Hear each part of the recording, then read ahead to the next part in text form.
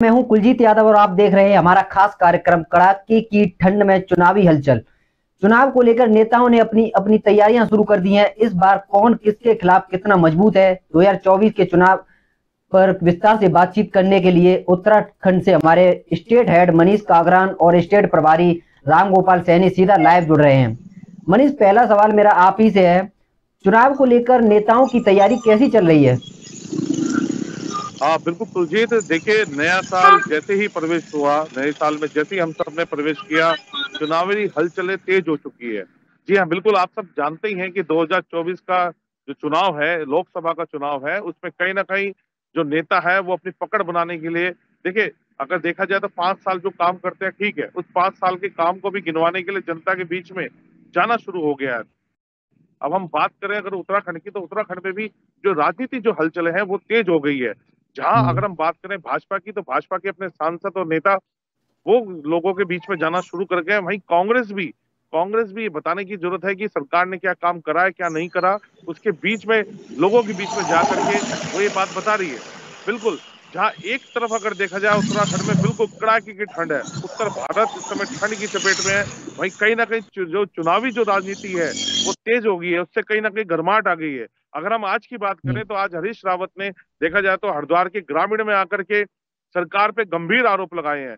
यहाँ तक कि ये भी कह दिया है सरकार पे कि सरकार ने उत्तराखंड की नदियों को बेच दिया है, किसानों को बिल्कुल तबाह कर दिया गया है। तो कई महत्वपूर्ण आरोप हरीश रावत ने लगाए हैं भाजपा सरकार पर। उन्होंने ये भी कहा कि उत्तराखंड को बर्बाद करने में भाजपा का पूरा हाल रहा है। दूसरी बात ये भी है, उन्होंने ये भी कहा कि ये जो कमियां हैं, ये जो सारी जितनी भी चीजें हैं, हम इनको लेकर के जनता के बीच में जाएंगे और उत्तराखंड में हम एक रैलियां करेंगे और हम कई सारे कार्यक्रम नुक्कड़ नाकड़ हाथ दो दूसरे तरह के जो भी कार्यक्रम होंगे हम करेंगे।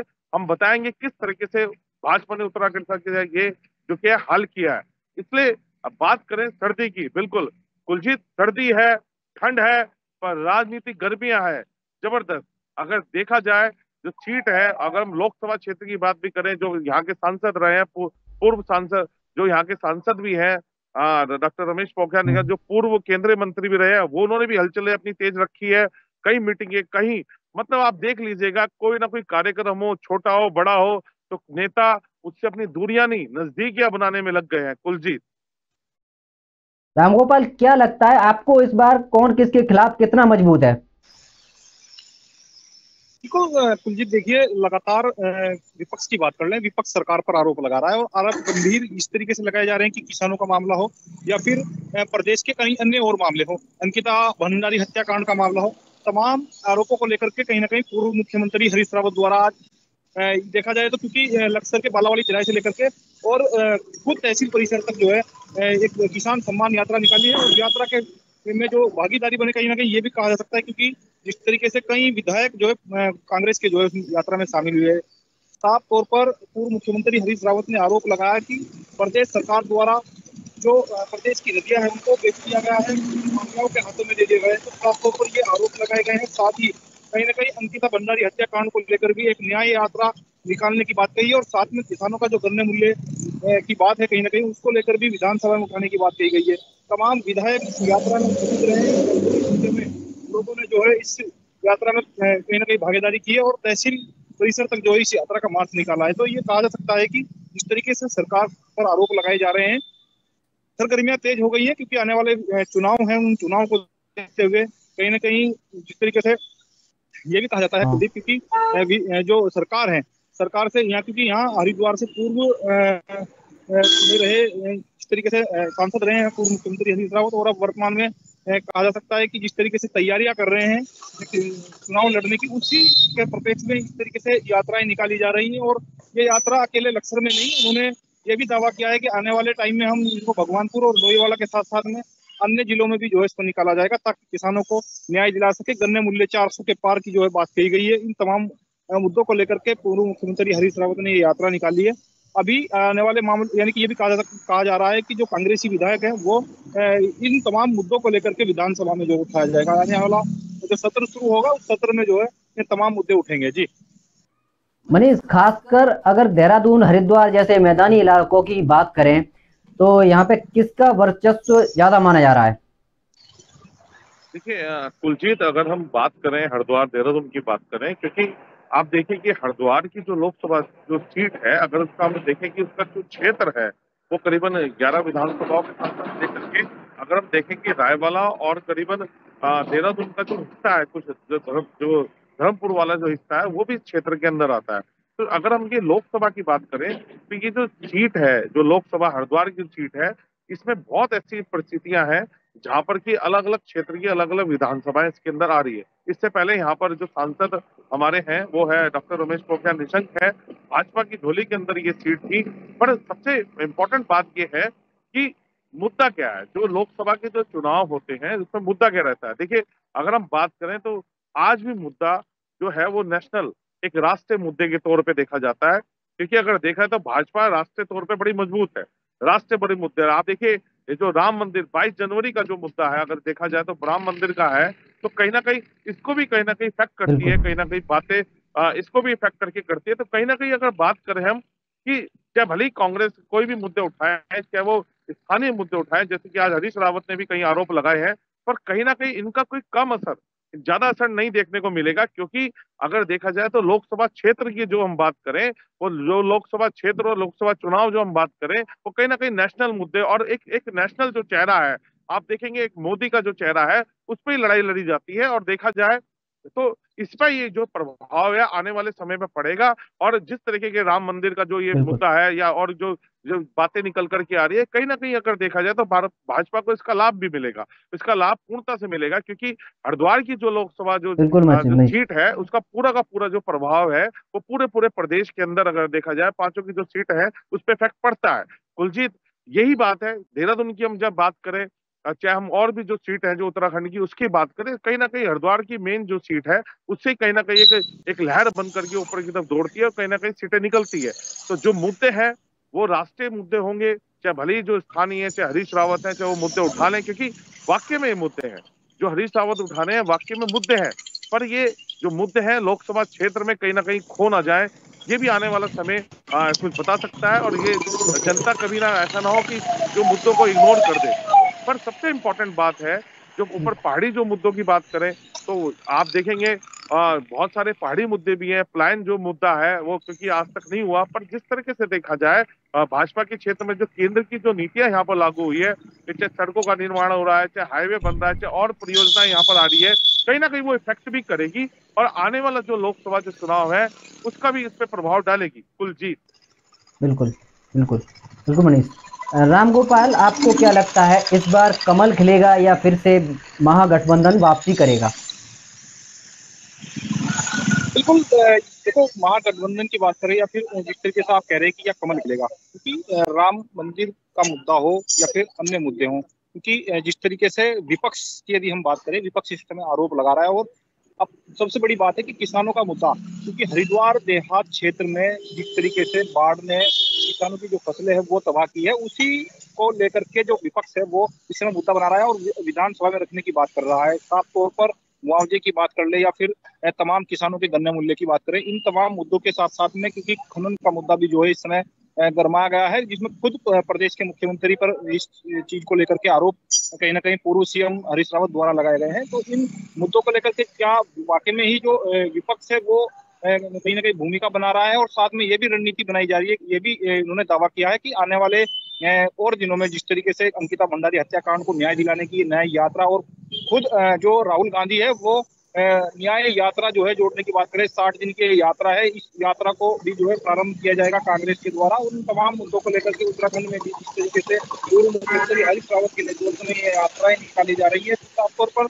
यह देखा जा सकता है कि कुलदीप जिस तरीके से आने वाला लोकसभा चुनाव है, इस चुनाव में जो है कहीं ना कहीं हरीश रावत फिर से जो है जमीन तलाशने की एक निगाह कहीं ना कहीं हरिद्वार जिले में जो है बनाई हुई है। तो उसको लेकर के ये तैयारियां देख रही है, क्योंकि विपक्ष भी जगह जगह इस तरीके के कार्यक्रम जो है वो कर रहा है। साफ तौर पर देखा गया है भाजपा भी कहीं ना कहीं जो, क्योंकि जो उनके द्वारा जन कल्याणकारी योजनाएं चलाई गई हैं, उन कल्याणकारी योजनाओं को जो है धरातल पर उतारा जाए, जन जन तक जो है पहुंचाने के, जिस तरीके से ये कहा गया है कि सरकार द्वारा जो जन कल्याणकारी योजना चलाई गई है उनको गांव गांव में जाकर के कहीं ना कहीं उनका बखान जरूर किया जा रहा है। यानी कि साफ तौर पर ये कहा गया है ये कहा जा रहा है कि जिस तरीके से गरीबों के लिए जो उन्होंने जो पेंशन से संबंधित योजनाएं हो या फिर तमाम और ऐसी योजनाएं हो, ये स्वास्थ्य कार्ड जिस तरीके से कहीं ना कहीं दिया जा रहा है सरकार द्वारा, तो उन तमाम योजनाओं को लेकर के कहीं ना कहीं जो सरकार है वो जन तक पहुंच रही है। तो साफ तौर पर कहीं ना कहीं विपक्ष भी जो है मुद्दे ढूंढ रहा है, और मुद्दे कहीं ना कहीं इस समय जो किसानों को लेकर के है, क्योंकि किसानों की सबसे बड़ी बात यह है कि गन्ना मूल्य घोषित अभी तक नहीं हुआ है। इस चीज को लेकर किसान भी जो है रोष में है। साफ तौर पर यह देखा गया है कि क्योंकि शुगर मिलें जो है अभी बंद होने की कगार पर है, क्योंकि पहले ही हरिद्वार जिला जो है बाढ़ का दर्द झेल रहा है। उस दर्द को लेकर के कहीं ना कहीं किसान लक्सर में धरने पर बैठे हैं। उसी के बाद आज पूर्व मुख्यमंत्री हरीश रावत के साथ में पूर्व जो मंत्री नेथानी प्रसाद, उसके साथ में कांग्रेसी विधायक जाति और फिर अन्य जो विधायक हैं वो इस यात्रा में शामिल हुए। उसके साथ में महिलाओं ने बढ़ चढ़कर हिस्सा लिया है। तो साफ तौर पर देखा जा रहा है कि क्या वाकई में ही कांग्रेस हरिद्वार जिले में जो है अपनी जमीन तलाश रही है। तो इसको लेकर के आज जो यात्राएं निकाली गई हैं, साफ तौर पर पूर्व मुख्यमंत्री हरीश रावत ने यह भी आरोप लगाया कि जिस तरीके से सरकार कहीं ना कहीं भटकाने का काम कर रही है जनता को हिंदू मुस्लिम के मुद्दे को लेकर के, क्योंकि राम मंदिर के मुद्दे को लेकर भी उन्होंने कहीं ना कहीं सवाल खड़े किए हैं कि राम सबके आराध्य हैं, और ये हिंदू मुस्लिम में बांट करके कहीं ना कहीं जो एक सरकार है वो लोगों को बरगलाने का काम कर रही है। तो साफ तौर पर इसके आरोप जो जरूर लगाए गए हैं। अभी आने वाले टाइम में देखा जाएगा, क्योंकि 3 महीने साफ तौर पर ये भी पूर्व मुख्यमंत्री हरीश रावत ने कहा कि अभी 3 महीने और बाकी हैं। उसके बाद क्योंकि फिर चुनाव की जो तैयारियां हैं सरकार द्वारा वो कर दी जाएगी, वो आचार संहिता भी जो है लगनी है, लोकसभा चुनाव की तैयारियां होंगी। उन तैयारियों को लेकर के कहीं ना कहीं साफ तौर पर देखा जा रहा है कि उससे पहले पहले सरकार के जो नुमाइंदे हैं कहीं ना कहीं वो भी धरातल पर काम कर रहे हैं, और विपक्ष भी जो है अपनी जो जमीन है वो रहा है। बिल्कुल। मनीष, क्या लगता है आपको इस बार उत्तराखंड की जनता का मूड क्या है? देखिए कुलजीत, अगर हम बात करें कि उत्तराखंड की जनता की अगर बात करें, तो देखिए यहाँ पर अगर देखा जाए तो दो ही पार्टी यहाँ पर काम करती है, एक तो कांग्रेस और दूसरी भाजपा। आपने देखा भी होगा कि कई बार एक बार कांग्रेस और एक बार भाजपा की यहाँ पर अगर हम देखें विधानसभा में रही है, और यहाँ पर भी अधिकतर कांग्रेस या भाजपा के ही सांसद निकल करके आए हैं। तो इस समय अगर हम देखें तो प्रदेश के अंदर भाजपा की सरकार है, कांग्रेस कांग्रेस विपक्ष में है। और जिस तरीके से कांग्रेस अगर देखें, कांग्रेस कमजोर है केंद्र के अंदर भी, और कहीं ना कहीं जो भाजपा या नरेंद्र मोदी एक ब्रांड बन गए, एक चेहरा बन गए हैं। और बहुत सारे ऐसे प्रोजेक्ट भी हैं, क्योंकि आप देखें कि माननीय जो प्रधानमंत्री नरेंद्र मोदी जी है, उनका उत्तराखंड से हमेशा लगाव रहा है। आप देखेंगे चाहे बद्रीनाथ हो चाहे केदारनाथ हो, हमेशा बना रहा है, क्योंकि यहाँ पर कई बार भ्रमण उनके रहे भी हैं। और जब जब उनके भ्रमण रहे, कहीं ना कहीं उत्तराखंड को सौगात मिली है। चाहे वो आपके जो नेशनल हाईवे आप निकालने की पहाड़ों की बात करें, ट्रेन जो रेल परियोजना की अगर हम बात करें, तो कहीं ना कहीं एक कनेक्टिविटी। देखिए, सबसे इंपॉर्टेंट बात थी कि उत्तराखंड का सबसे इंपॉर्टेंट मुद्दा क्या था? पलायन। पलायन सबसे बड़ा, पलायन की समस्या क्या थी कि उत्तराखंड की जो कनेक्टिविटी है बड़ी कमजोर है। क्योंकि अगर देखा जाए कनेक्टिविटी की वजह से हमारे पास जो दूसरे जो चाइना का है, ये बॉर्डर भी उत्तराखंड से कहीं ना कहीं मिलता जुलता रहता है। तो कहीं ना कहीं कनेक्टिविटी को मजबूत करना बहुत जरूरी था। इसलिए जो केंद्र से योजनाएं आई, चाहे रेल की योजना है, कर्ण प्रयाग जो रेल मार्ग की परियोजना जो इस समय चल रही है, चाहे भली आपकी नेशनल हाईवे के ऊपर चौड़ीकरण का जो हम बात करें कि 4 लाइन के ऊपर डाला जाए, तो कहीं ना कहीं ये परियोजना चल रही है कनेक्टिविटी को बनाने के लिए, जिससे कि पूरा उत्तराखंड एक कनेक्ट होगा, जिससे आने जाने में इजी रहे, साधन आसाम से रहे, जिससे कि जो प्लान की जो समस्याएं हैं और बहुत समस्याएं हैं वो दूर हो सके। कहीं ना कहीं की केंद्र की ही योजनाएं हैं देखा जाए। पर बात करें कांग्रेस की, तो कांग्रेस को क्या चाहिए? देखिए, कांग्रेस ने मुद्दे एक जमीन तलाश रही है। अगर देखा जाए तो लोकसभा के लिए भी एक जमीन तलाशने की कोशिश कर रही है। अगर देखा जाए तो जो कांग्रेस का सबसे बड़ा चेहरा अगर देखा जाए तो हरीश रावत है, क्योंकि हरीश रावत जो चेहरा है, इसलिए उन्होंने क्या करा, ये मुद्दे जो स्थानीय मुद्दे हैं वो उठाने की कोशिश करी। चाहे वो खनन का मुद्दा हो, चाहे वो नदियों को देखा जाए कि जो प्राइवेट टेंडर जो हो रहे हैं, जो इस समय प्राइवेट टेंडर की प्रक्रियाएं चल रही हैं, जो बाहर के लोगों को आकर के यहाँ पर नदियों में टेंडर करवाए गए हैं, चाहे वो प्रक्रिया हो। दूसरी जो प्रक्रिया हम बात करें, जो किसान है, किसान को कोई पकड़ करके लेकर के चल रही है कि जिस तरह के भुगतान, उनकी जो समस्याएं हैं वो कहीं ना कहीं पूरी नहीं हुई है। दूसरी बात अगर हम बात करें, एक बहुत बड़ा जो अंकिता हत्याकांड जो था, उसमें कहीं ना कहीं हमेशा अंकिता के जो माता पिता है वो आरोप लगाते रहे हैं, हमेशा सरकार पे आरोप लगाते रहे हैं। तो कहीं ना कहीं जो अंकिता भंडारी जो हत्याकांड है उसको लेकर भी हरीश रावत जो कांग्रेस की जो सरकार है वो अगर हम बात करें कांग्रेस जो पार्टी है वो उसको लेकर के चल रही है। तो कहीं ना कहीं ये मुद्दे हैं, इन मुद्दों को उखाड़ करके, क्योंकि अभी समय है, इन मुद्दों को निकाल करके कहीं ना कहीं अपनी जमीन को तलाशने की भी कोशिश कर रही है कांग्रेस। और इन मुद्दों के सारे अगर देखा जाए तो वो कोशिश कर रही है कि कहीं ना कहीं उत्तराखंड पे हम इस तरह से चढ़ाई करते हैं, लोकसभा में इसका बेनिफिट मिले। तो कहीं ना कहीं ये मुद्दे भी, वाकई में मुद्दे भी उत्तराखंड के बनते हैं देखा जाए। पर सोचना ये होगा, देखना ये होगा कि उत्तराखंड की जो जनता है 2024 में जो लोकसभा के जो चुनाव होंगे उसके अंदर क्या इन मुद्दों को स्वीकारेगी या इनको नकारते हुए भाजपा को यहाँ पर दोबारा से सीटें, यहाँ पर जो 5 की 5 सीटें हैं उन पे भाजपा का कब्जा होगा या कांग्रेस को भी इसमें मौका मिलेगा। पर ये तो आने वाला वक्त ही बताएगा, क्योंकि अभी चुनाव थोड़ा दूर है। कुलजीत। बिल्कुल बिल्कुल मनीष, शुक्रिया आप दोनों का विस्तार से बातचीत करने के लिए। तो होने वाले लोकसभा चुनाव के लिए सभी नेताओं ने अपनी अपनी तैयारियां शुरू कर दी हैं। अब देखना और समझना होगा जनता का समर्थन यहाँ पर किस पार्टी के नेताओं को हासिल होता है और कौन जीतकर वापसी करता है। फिलहाल मेरे साथ सिर्फ इतना ही। नमस्कार।